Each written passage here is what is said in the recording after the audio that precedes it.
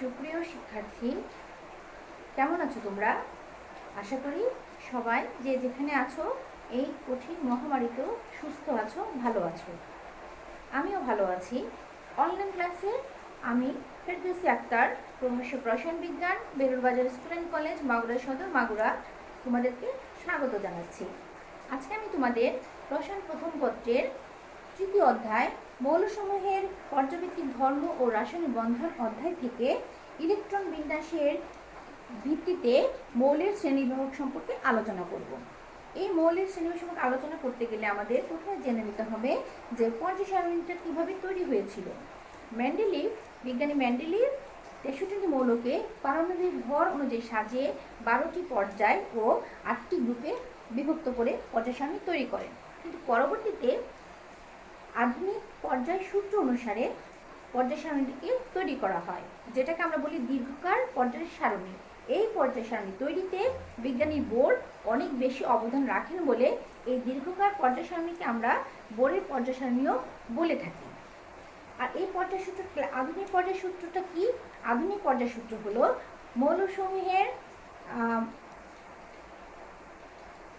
মৌলসমূহের ভৌত ও রাসায়নিক ধর্মগুলি তাদের পারমাণবিক সংখ্যা বৃদ্ধির সঙ্গে পরিবর্তিত হয়।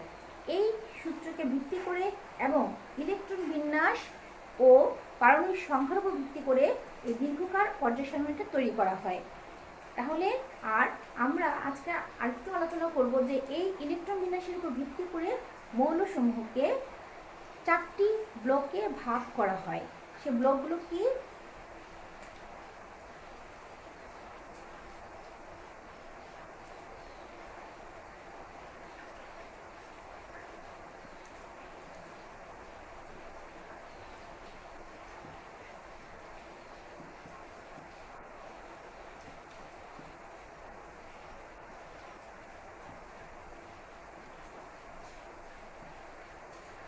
S block, P block, D block, F block.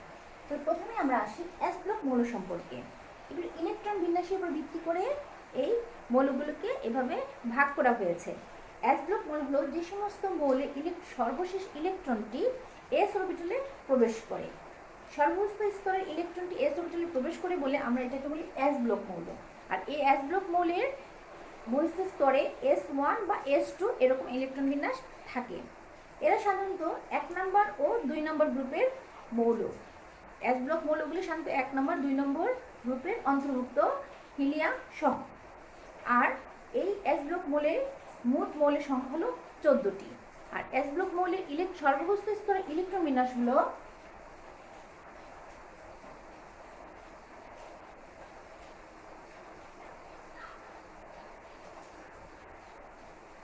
NS1 বা NS2। সেখানে n এর মান হবে 1 2 3 ইত্যাদি হতে পারে। এবার আমরা আসি পি ব্লক মৌল। পি ব্লক মৌল হলো যে সমস্ত মৌলের সর্বশেষ ইলেকট্রনটি পি অরবিটালে প্রবেশ করে, তাদেরকে আমরা বলি পি ব্লক মৌল। এই পি ব্লক মৌলগুলো সাধারণত 13 14 15 16 17 18 হিলিয়াম ব্যতীত এই গ্রুপের অন্তর্ভুক্ত। পরবর্তীতে নতুন আবিষ্কৃত কিছু মৌল আবিষ্কৃত হয়েছে যারাও পি ব্লকের অন্তর্ভুক্ত, যেমন নিহোনিয়াম, ফ্লোরোবিয়াম, মস্কোবিয়াম, লিভারোবিয়াম, টেনেসিন ও ওগানেসান। এরাও পি ব্লক মৌলের অন্তর্ভুক্ত। এভাবে পি ব্লক মৌলগুলির ইলেকট্রন বিন্যাস হলো সর্বোচ্চ স্তরের ইলেকট্রন বিন্যাসের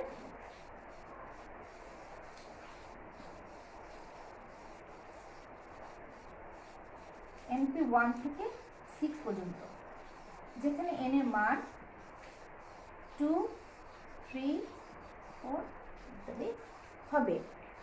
তাহলে আমরা দেখলাম পি ব্লকের মৌলের সংখ্যা হলো 36। পি ব্লক মৌলের সংখ্যা হলো 36। এবার আমরা আসি ডি ব্লক মৌল। ডি ব্লক মৌল হলো যে সমস্ত মৌলের ইলেকট্রন বিন্যাসে সর্বশেষ ইলেকট্রনটি ডি অরবিটালে প্রবেশ করে। এই ডি অরবিটালে প্রবেশ করে বলে এদেরকে বলা হয় ডি ব্লক মৌল। তাহলে ডি অরবিটাল মৌলগুলি কোন পর্যায়ে আমরা জানি? চতুর্থ পর্যায়ে স্ক্যান্ডিনাম থেকে জিঙ্ক পর্যন্ত, আর পঞ্চম পর্যায়ের ইট্রিয়াম থেকে ক্যাডমিয়াম পর্যন্ত এই মৌলগুলি ডি ব্লকের অন্তর্গত। এছাড়া ষষ্ঠ ও সপ্তম পর্যায়ের কিছু মৌল ডি ব্লকের অন্তর্ভুক্ত আছে। আর ডি ব্লকের ইলেকট্রন বিন্যাস হলো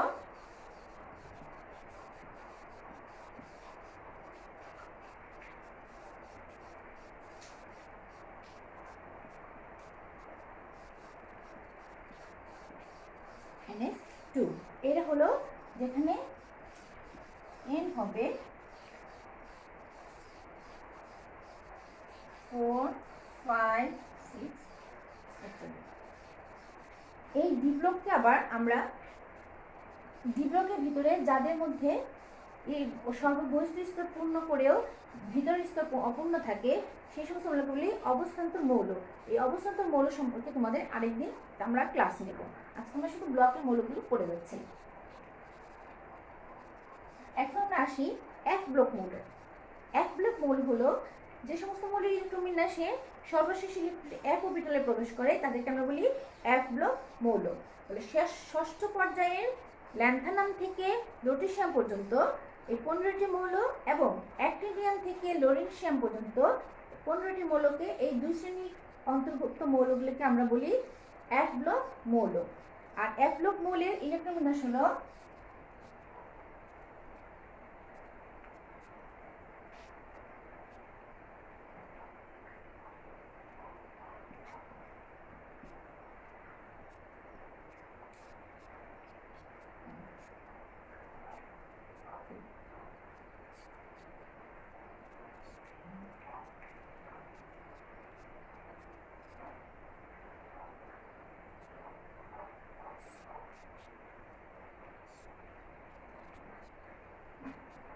মান হবে সেখানে হতে পারে 6, 7। তাহলে দেখো আমরা S block, P block, D block, F block মৌল সম্পর্কে বিস্তারিত জানতে পারলাম। এখন এখানে এই এফ ব্লক মৌলের সংখ্যা এই দুই শ্রেণী অর্থাৎ অ্যাক্টিনার সিরিজ এবং ল্যান্থানার সিরিজকে আমরা পর্যায় সারণীর আধুনিক পর্যায় সারণীতে নিচে স্থান দেওয়া হয়েছে। আর এখানে 5d1 ল্যান্থানামের সর্বশেষ ইলেকট্রনটি 5d1-এ প্রবেশ করে এবং অ্যাক্টিনাইড এবং থোরিয়াম অ্যাক্টিনাইড সর্বশেষ ইলেকট্রনটি 6d1 ও আরেকটা মৌল আছে যেখানে আমরা বলি থোরিয়াম যার লাস্টের ইলেকট্রনটি 6d2-তে প্রবেশ করে। ফলে এই তিনটি মৌলকে আমরা এফ ব্লক মৌল বলি না। তাহলে ওই 30টি মৌল থেকে যদি 3টি মৌল আমরা বাদ দিই তাহলে আমরা এই 27টি মৌল পাই এফ ব্লক মৌলের অন্তর্গত। মোট 27টি মৌল।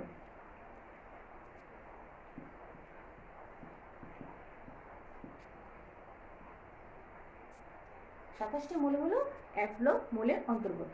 তাহলে প্রিয় শিক্ষার্থীরা, তোমরা আজকে পর্যায় সারণীটা প্রথমে মেন্ডেলিভ শুরু করেছিলেন, পরবর্তীতে এর আধুনিক পর্যায় শুরু করে আধুনিক পর্যায় সারণীতে মোর বিশেষ ভূমিকা রাখেন এবং উনি এটাকে পারমাণবিক সংখ্যা মৌলসমূহের ভৌত ও ধর্মাবলী, রাসায়নিক ধর্মাবলী মৌলসমূহের পারমাণবিক সংখ্যা অনুসারে পরিবর্তিত হয় এই ধারণার উপর ভিত্তি করে দীর্ঘ পর্যায় সারণী তৈরি করা হয় যেখানে 7টি পর্যায় ও 18টি গ্রুপ আছে।